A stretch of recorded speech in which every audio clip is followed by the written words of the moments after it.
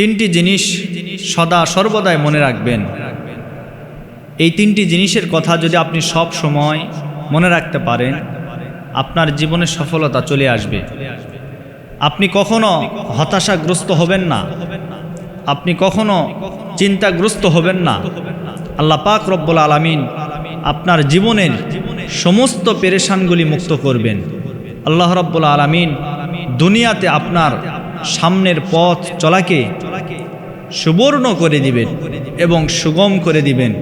আপনার সামনে কোনো বিপদ আপদ স্পর্শ করতে পারবে না। এজন্য এই তিনটি জিনিসকে সদা সর্বদাই মনে রাখবেন। নাম্বার 1, 1 নম্বরে উপদেশ। উপদেশ এমন একটি জীবনের এমন একটি অধ্যায়, ছোটবেলা থেকে নিয়ে বুদ্ধি হওয়ার পর থেকে নিয়ে আপনার মৃত্যু পর্যন্ত মুরব্বীদের উপদেশ আপনার জীবনে কখনো ক্ষতি নয় বরং উপকার এনে দিবে। এটা বাস্তব প্রমাণ।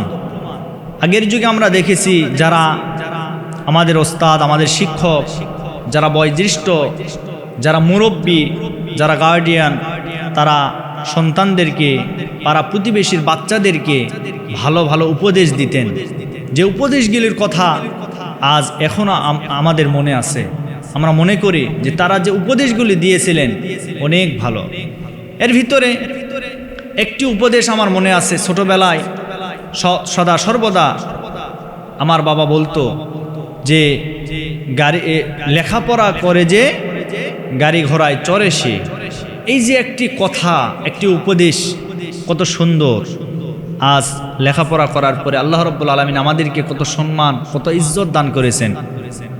আমরা গাড়িতে বিভিন্ন সুন্দর সুন্দর বাড়িতে অবস্থান করি, গাড়িতে উঠতে পারি। আল্লাহর রহমতে টাকা পয়সা আল্লাহ সব কিছু দিয়েছেন। কেন? শুধুমাত্র এই লেখাপড়া করার কারণে। আবার লেখাপড়ার ভিতরে কিছু পার্থক্য আছে। যে লেখাপড়া মানুষকে গোমরাহির দিকে নিয়ে যায়, ওই লেখাপড়া কোনোদিন মানুষকে সম্মান এনে দিতে পারে না। সুতরাং এমন লেখাপড়া করতে হবে। এজন্য আমরা বলি না যে শিক্ষাই জাতির মেরুদণ্ড। এটা ভুল ধারণা। শিক্ষাই জাতির যদি মেরুদণ্ড হতো, অনেক শিক্ষিত শয়তান হয়েও দেখবেন মানুষের কোনো উপকারে আসে না। শিক্ষা গ্রহণ করার পরেও ঢাকা ইউনিভার্সিটি থেকে, ঢাকা বিশ্ববিদ্যালয় থেকে শিক্ষা গ্রহণ করার পরেও দেখবেন অনেকে নাস্তিক হয়ে যাচ্ছে, বেঈমান হয়ে যাচ্ছে। কেন? তারা সুশিক্ষা গ্রহণ করতে পারে নাই, যার কারণে জাতির কাছে আজকে তারা বেঈমান। সুতরাং সুশিক্ষাই জাতির মেরুদণ্ড। এই সুশিক্ষা যদি আমরা গ্রহণ করতে পারি আর উপদেশগুলি যদি আমরা গ্রহণ করতে পারি, আল্লাহ পাক রব্বুল আলামিন আমাদের জীবনটাকে সুন্দর এবং সুখময় করবেন ইনশাআল্লাহ। এরপরে আসেন 2 নম্বরে উপকার।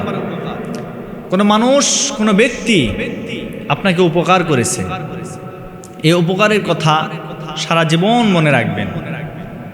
একটা মানুষ আপনাকে শুধুমাত্র অর্থ দিয়ে উপকার করলে উপকার নয়, বুদ্ধি দিয়ে, জ্ঞান দিয়ে, শক্তি দিয়ে, সামর্থ্য দিয়ে একটা মানুষ আপনাকে উপকার করবে। তবে এই উপকারের কথা আপনাকে আজীবন মনে রাখতে হবে। কারণ হতে পারে যে এই সময়ে আপনাকে উপকার করলো, পরবর্তী সময়ে সে হয়তোবা বিপদগ্রস্ত হতে পারে। সেই বিপদের সময় আপনিও তার পাশে দাঁড়ান, আপনিও তার উপকার করুন। এই কাজটা যদি আপনি করতে পারেন তাহলে আপনার জীবনটা সুন্দর হবে এবং আপনার জীবনটা সার্থক হবে, আমি আশা করি। এরপরে আসেন মৃত্যু।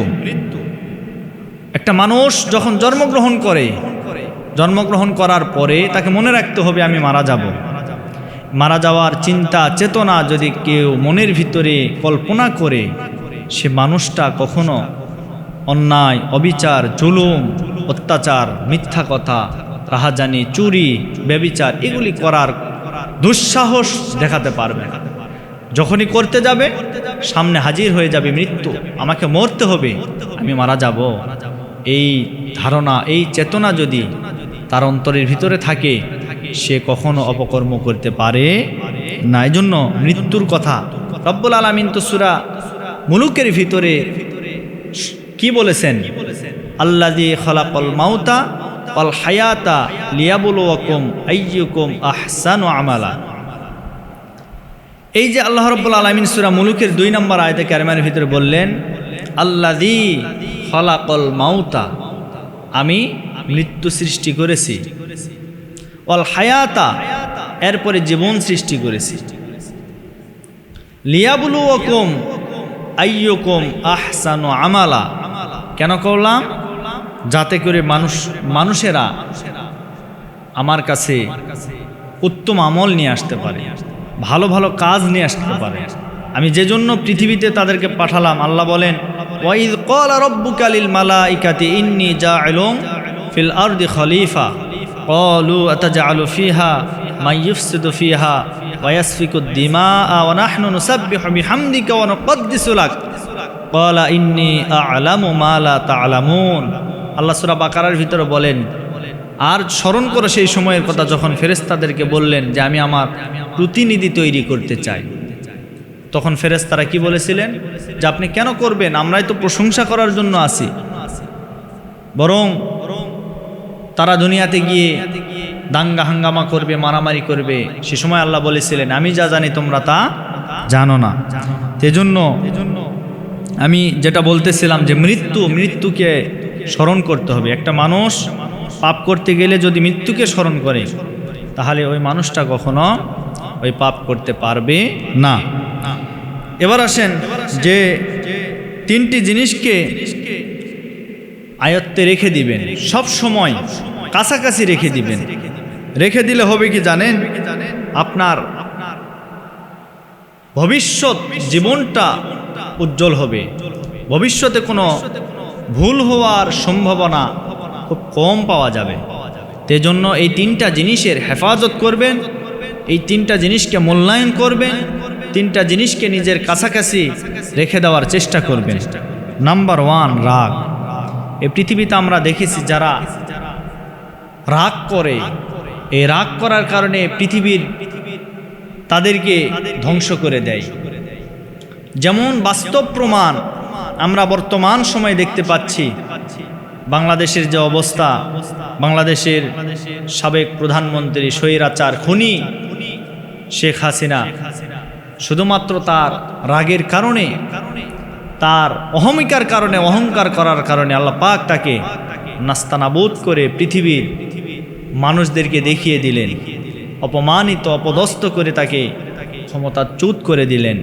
দেশে জায়গা হলো না, বাহিরে পালিয়ে গেলেন। এই হলো রাগ। রাগকে কন্ট্রোল করুন, নিয়ন্ত্রণ করুন। যে ব্যক্তি রাগকে চেক দিতে পারবে সে জীবনের সফলতার চূড়ান্ত পর্যায়ে আরোহণ করবে ইনশাল্লাহ। সুতরাং রাগকে চেক দিন, রাগ করা যাবে না। কেউ রাগ করলে আপনি রাগ করবেন না, কেউ রাগ দেখালে আপনি রাগ দেখাবেন না। কেউ যদি আপনার উপরে ক্ষোভ ঝাড়ার চেষ্টা করে আপনি ঝাড়বেন না, আপনি তাকে মাফ করবেন, আপনি সহনশীল হবেন। এজন্য রব্বি হাবলি মিনাস সলিহিন, এই সলিহিন শব্দের অর্থ সহনশীল। আপনি সহনশীল হন, ধৈর্যশীল হন, ধৈর্য ধারণ করুন। ধৈর্যশীলদেরকে আল্লাহ ভালোবাসেন। এজন্য রাগ করা যাবে না। জিহ্বা, 2 নম্বরে জিহ্বা। মুখের যে জিহ্বা, আমরা কথা বলতেছি, আমরা কথা বলি, আমরা খাবার গ্রহণ করি, এটাকে যে নিয়ন্ত্রণ করতে পারবে তার জীবনে আর কিছু লাগবে না, সে সফলতার চূড়ান্ত পর্যায়ে যেতে পারবে ইনশাল্লাহ। নবীজি বলেন, কেউ যদি 2টি জিনিসের হেফাজত করতে পারে, কেউ যদি 2টি জিনিসের হেফাজত করতে পারে, আমি নবীজি সাক্ষ্য দিলাম ওই ব্যক্তিটা আমার সাথে জান্নাতে অবস্থান করবে। 1 নম্বরে জিহ্বা, 2 নম্বরে লজ্জাস্থান। নবীজি বলেন, এই 2টি জিনিসের হেফাজত যদি কেউ করতে পারে, জিহ্বার হেফাজত যদি কেউ করতে পারে, আর যদি তার লজ্জাস্থানের হেফাজত করতে পারে, কিয়ামতের ময়দানে ওই উম্মত আমার সাথে অবস্থান করবে। তার কোনো ভয় নাই, তার কোনো চিন্তা নাই, সে আমার সঙ্গে সরাসরি আল্লাহর জান্নাতে অবস্থান করবে। সুতরাং প্রিয় ভাইরা আমার, জিহ্বা নিয়ন্ত্রণ করতে হবে। এই জিহ্বা আপনাকে আল্লাহ রাব্বুল আলামিন দান করেছেন শুধুমাত্র খাবার গ্রহণ করার জন্য করেন নাই, বরং এই জিহ্বাকে নিয়ন্ত্রণ করার জন্য, জিহ্বার দ্বারা কোনো মানুষ যেন কষ্ট না পায়, কোনো মানুষকে যেন গালিগালাজ করতে না পারেন। শুধু তাই নয়, এই জিহ্বা আপনার জন্য যাবতীয় কল্যাণের জন্য সৃষ্টি করা হয়েছে। সুতরাং জিহ্বাকে নিয়ন্ত্রণ করা এটা আপনার দায়িত্ব। কোনো মানুষ যদি এই কাজটি করতে পারে, আল্লাহ রাব্বুল আলামিন তার জীবনের সফলতার সর্বোচ্চ পর্যায়ে তাকে আরোহণ করাবেন। এজন্য আমরা জিহ্বা নিয়ন্ত্রণ করব। 3 নম্বরে যে বিষয়টা, সেটি হলো অন্তর। এই যে কল্পকে আমরা যদি নিয়ন্ত্রণ করতে পারি, আমাদের নিজের নিয়ন্ত্রণের ভিতরে যদি রাখতে পারি, তাহলে এই কল্প কখনো অন্য কোনো অপরাধের সাথে জড়িত হবে না।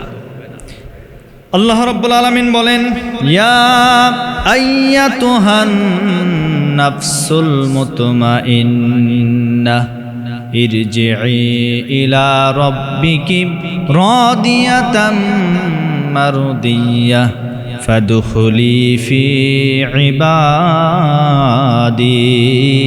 ওয়াদখুলি জান্নাতি। আল্লাহ রাব্বুল আলামিন বলেন, ইয়া আইয়াতুহান নাফসুল মুতমাইন্নাহ, হে প্রশান্ত আত্মা, প্রশান্ত অন্তর, বেরিয়ে এসো। ইরজিই ইলা রাব্বিকি রাদিয়াতাম মারদিয়া, তোমার রবের প্রতি তুমি সন্তুষ্ট ছিলে, সুতরাং আজকের এই দিনেও রব তোমার প্রতি সন্তুষ্ট আছে, সুতরাং তুমি চলে যাও। ফাদখুলি ফি ইবাদি ওয়াদখুলি জান্নাতি, তুমি আল্লাহর বান্দা হয়ে গেছো, সুতরাং আজকের এই দিনে তুমি চলে যাও আল্লাহর জান্নাতের ভিতরে। সুবহানাল্লাহ। অন্তরটা যদি সৎ হয়, নিষ্ঠাবান হয়, ভালো অন্তর যদি আমরা গঠন করতে পারি, ভালো অন্তর যদি আমরা তৈরি করতে পারি, এই অন্তর আল্লাহর জান্নাত পর্যন্ত আমাদেরকে নিয়ে যাবেন ইনশাআল্লাহ।